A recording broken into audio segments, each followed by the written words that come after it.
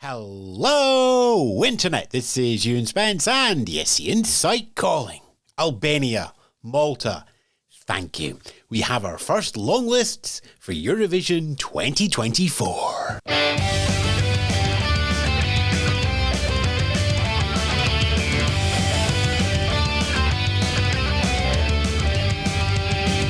Coming up, we have our dates for FiKmas. Malta gives us some familiar names, and tickets go on sale for Melfest. For Melfest. Yes, good afternoon, good morning, good evening. Welcome once more to a look back at all that's been happening in the world of the Eurovision Song Contest and Junior Eurovision. And yes, a little note there, tickets do go on sale for Melfest. Tickets are not on sale yet for the Eurovision Song Contest. If you stumbled over sites that says they are, they aren't.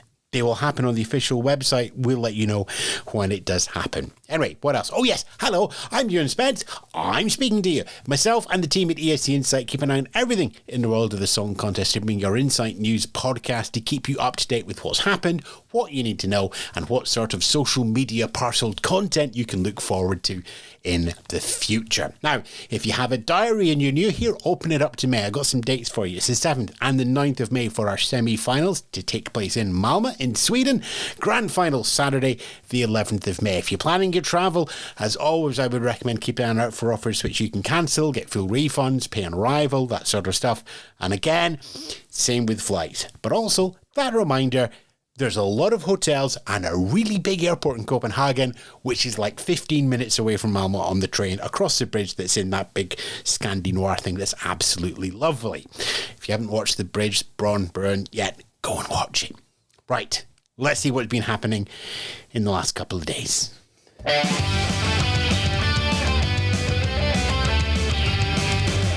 So one question that many have asked is why no Monaco at the Eurovision Song Contest for this season? I say this year because it's this Eurovision year. It's like football seasons. It is happening in 2024, even though we're in 2023 now. I'm getting distracted. We know that Luxembourg is coming back. It was announced on the day of the grand final in Liverpool. Monaco has a new TV station that is joining the EBU, which makes it eligible for Eurovision, but it's not going to be there on stage next year. Why? I mean, it's a good question to ask because the community was hoping it would. But I'll quote Frédéric Chandelier on this one. The deadlines are too tight for registrations. Furthermore, the launch of the channel does not allow us at this stage to concentrate on this project immediately. That immediately puts up a lot of hope that we may see Monaco on the stage at 2025. I don't think we will. I think it'll be 2026 personally. But if Luxembourg do really, really well when we get to Malmö, maybe Monaco will bring that schedule up a little bit.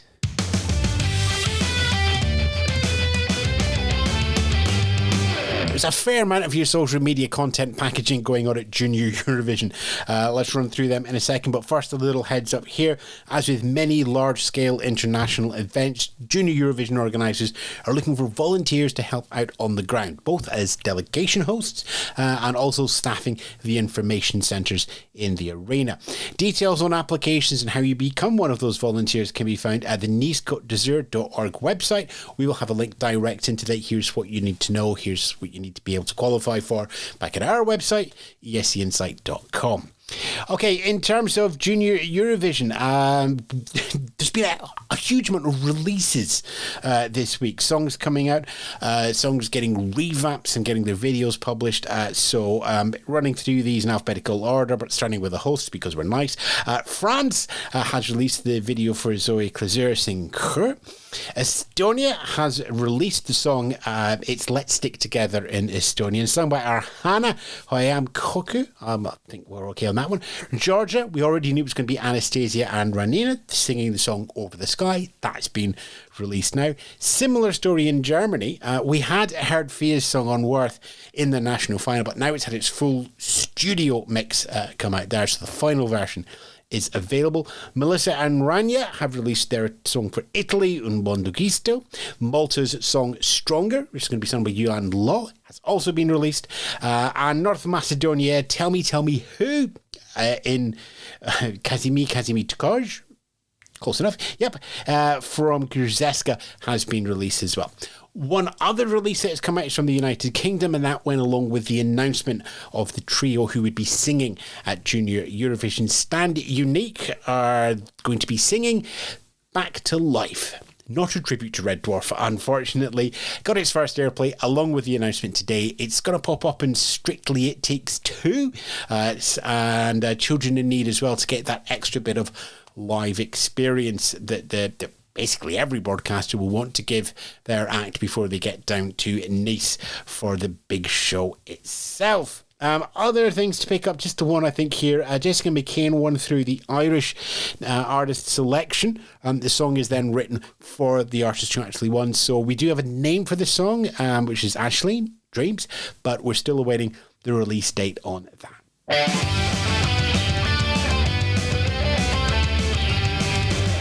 Okay, country news for the Grown-Ups contest in May. It's fair about to get through here. I'll start with Albania. Festivali Kenges, FiK, takes place just before or just after Christmas every year, which is why we in the fandom call it Fikmas. We have the date. Yay! It's running 19th to the 22nd of December, so it's in the run-up to the big festive holiday. Broadcaster RTSH has always made this stream available internationally for the last decade or so, so you should be able to watch that online. The entry list has been announced as well. No songs just yet. They're coming soon. But it's 31 strong. I'm not going to run through all 31 role names, but I will pick out a former Eurovision singer in here who's looking to potentially return, which is Kelsey Tola. Sung in 2009, reached 17th in the grand final with Carry Me In Your Dreams. Also of interest, you have Elsa Leda, who's a 3-time winner of the festival in 1996, 1997 and 2022. In 2022, she won the jury vote, but not the televote. And it was the televote that determined who would sing for Albania in Liverpool. So, winner is returning. Winner still hasn't got the ticket to go forward. Some interesting plot lines coming up there. Czech Republic broadcaster Česká Televize has confirmed their entry for Malmö. All the paperwork has to be in at the EBU, but there's no need at the moment to publicly say you have, although most broadcasters do. We're waiting on the official confirmation from the EBU for the full list. That will probably come up in the next week or two, various circumstances notwithstanding. Anyway, Czech Republic is confirmed. Not only are they at Eurovision, they're going to be having a live national final as well. Submissions for that are now open and remain open until November the 6th. Curiously, there's a flag up that you can send in a demo. It doesn't need to be the final mix at this moment. Also in submission windows are Estonia. That window is going to be closing on October the 23rd, although prices for entry go up on October the 21st. So if you got it ready, don't go in for that last minute rush. Currently, they're saying 12 songs submitted, and they will be hoping for a rush because Estée Lauder is scheduled to have 20 songs. There's always a rush at the end, always with these things. So we should have the list of the artists or performers who in that 20 announced no later than November the 8th. And the songs will be released no later than December the 8th. So you'll have Albania songs in there. We might, will we have the Maltese songs by that point? Let me just roll down and check. Yeah, we'll have the Maltese songs out with that. So we got a lot of songs to the sort of songs and listening in the great big celestial Eurovision jukebox is going to be kicking off in the next week or two. Oh, exciting times. Right, yeah, so 20 songs are going to be selected and announced, but yeah, we've done that bit. Right, Iceland. Confirmation of the song we kept in national final details have come out of Iceland. The grand final on March the 2nd, preceding Saturdays, February the 17th and February the 24th for the 2 semi-finals. Each semi-final, same setup as previous years, 5 songs in each. 2 go forward from each. The 5th in the grand final is a wild card determined by judges from the 6 that haven't made it through. Italy. 2 notes from the world of San Remo here. The first is that submissions for San Remo Giovanni, the newcomers contest, they were extended out to Friday the 19th of October. So depending on where you hear this podcast, you might have a few hours left to go, but you've probably missed it. There is another route into Giovanni though, but it's only for performers who live in the San Remo area. Hence its name, Area San Remo. This will choose 4 acts to go forward to Giovanni. And when you get to Giovanni, 3 of the 3 top acts will then go forward to San Remo in February, the San Remo we all know, but also the San Remo Big Artist, the Campione contest. A submission window for Area San Remo is now open. So we'll keep an eye on that one. We're expecting Giovanni to, I can't remember the dates off the top of my head, but we're sort of mid-December for that one as well.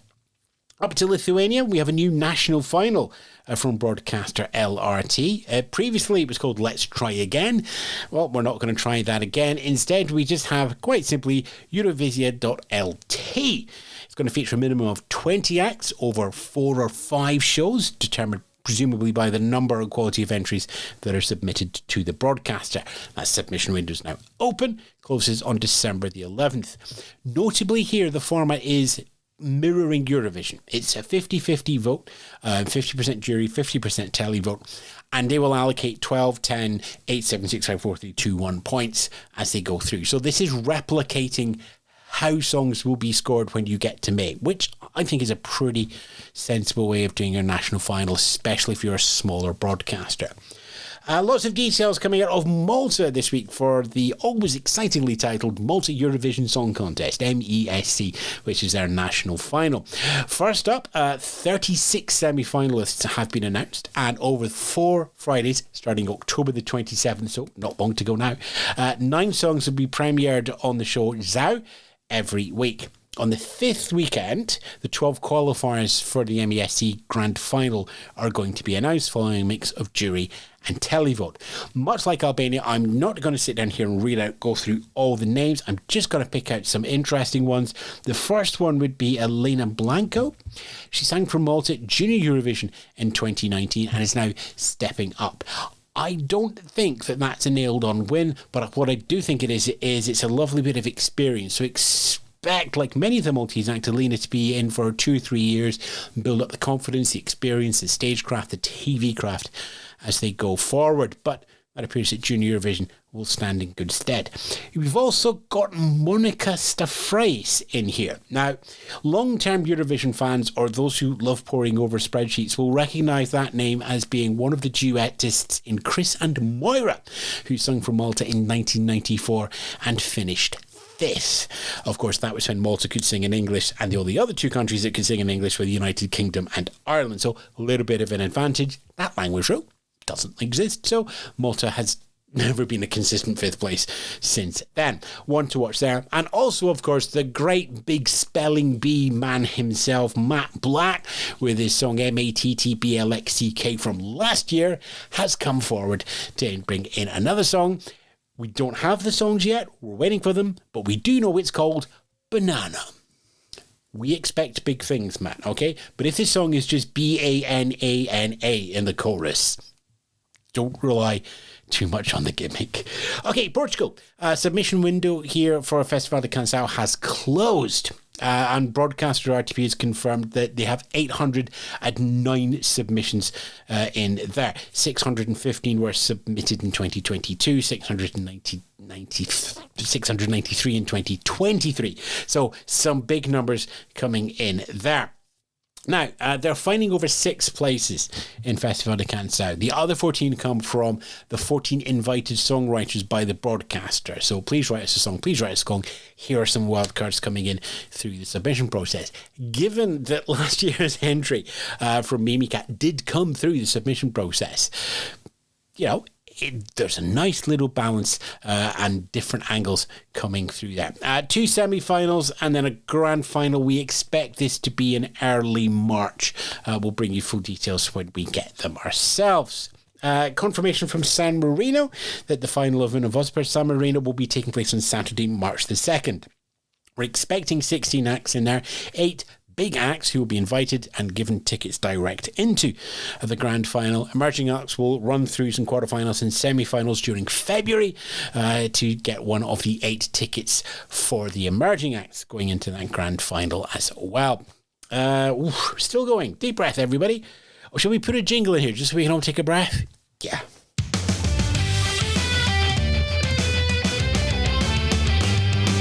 And we'll come back with Spain. No names as yet for Spain's Benidorm Fest 2024, but we do have 825 songs submitted, still showing a strong interest in the National Festival and the Eurovision ticket on offer for the window. Although last year it was 876, was a little bit higher, but that was following Slow Mo's podium place of third, so there's a little bit more interest. But you're still looking at 825 ready to go to that festival. Big number.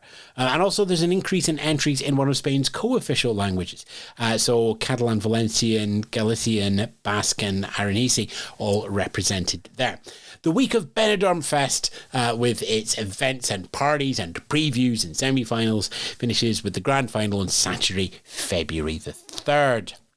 Slovenia has confirmed that they will be having a national final to choose the entry. The thankfully easily titled Mission Malmo is accepting submissions up until November the 15th. Finalists are going to be announced by December the 1st. Televised grand final in January. We're still waiting on exact dates. Those of you keeping track, remember that Joker Out last year was an internal selection, only the second time that Slovene television has done that. Previously it was in 2013, and then one for 2023, so presumably the next one is in 2033, and we've got 8 more national finals after this one to enjoy. The soap opera power of Sweden's Melodifestivalen has begun in earnest, with the young rapscallions at Aftonbladet publishing 4 acts that the boy is pretty sure are going to be at Melfest. Unsurprisingly, these are all fan favourites and familiar names from previous Melfest, so Dotter, Lemu, Smash Into Pieces and La Stefans in there as well. Also of note, tickets are going on sale for all 6 shows on November the 6th. If you can't make the big show in Malmo in May, there is a bigger show in March as Sweden selects a song that's going to sing for Sweden on home soil. It's a bigger show if you count the seats in the arena. Is it as bigger than Eurovision? Swedish people will say, no, Melfest is bigger, but everybody else will go, yeah, but you want to be at Eurovision. Or you could do both. Ukraine, final call for submissions to their national final Vidbeer. Window closes on October the 22nd. So far, 65 confirmed entries have been received. The full list will be revealed by December the 29th, with the televised final sometime in February. You remember last year that they ran their national final very early in the season at the start of December, so there was more time to work with the BBC on organising Ukraine's part in Liverpool 2023. Now it's taking just a little bit more time and going a little bit closer to the entry date, which is you've got to get under all the paperwork in by mid-March to the EBU. Finally, details from the BBC on the United Kingdom plan for Eurovision, as well as giving their junior Eurovision news this week as well. Following on from the raft of social media parcels that came out of Liverpool 2023, as well as the live broadcasts, the semi-finals are going to stay on the main channel of BBC One. Those weekday shows had previously only been on the minor channels, but with Liverpool hosting last year and all the investment going in, they were brought to the main channel. The results have been good. BBC One continues to have the semi-finals and, of course, naturally the grand final on Saturday night. Also of note, the press release says that the BBC today also confirms that the search for the 2024 act and song for the United Kingdom has taken place over the summer. That use of past tense suggests that the act is ready to go, but we just don't know who.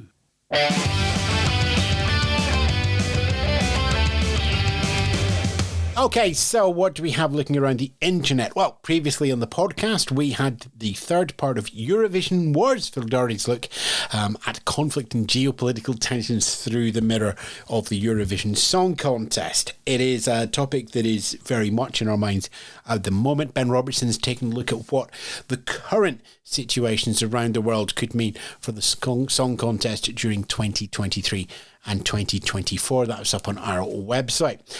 Over on our Patreon, Finross Russell looked at the 50-50 voting conundrum, televote and jury vote all combining, and his thoughts on that as well. The entry list, we assume is coming out in the next week to 2 weeks, depending, looking at previous schedules. That might not be the case, but if it does, we will have chat and discussion and bits and pieces on that as well. So check the website, follow us on the socials as always.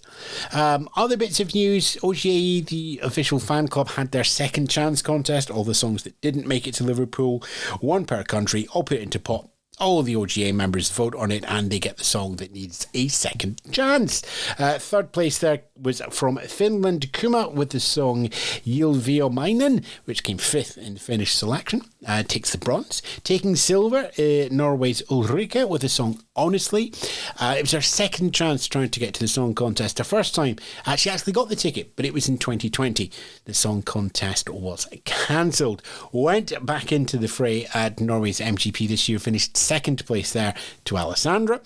So second chance, second there as well. That's a lot of second places. And the winner there, Sweden, Marcus and Martinez' song Air. It finished second to Lorraine in Melodifestivalen. Let's be honest, nobody was beating that song, even your little Finnish green bolero rap artist. So the gold medal there for Marcus and Martinez. Dates for your diary as well. These are just basically recaps. Liverpool calling a look back at Liverpool's hosting of the song contest at Culture Liverpool is on October 28th. The pre-party, so far we know that pre-party ES is happening in Madrid, March 28, 29 and 30. Barcelona Eurovision is 4th to the 6th of April. Eurovision in concert is in Amsterdam on the 13th of April. Tickets for that are on sale now. And Nordic Eurovision Party has just announced that they will be having their preview party in Stockholm on the 14th of April, so that's the Sunday. So if you were mad enough, you could literally fly into Amsterdam, get a flight up to Sweden and do a double header of Eurovision previews.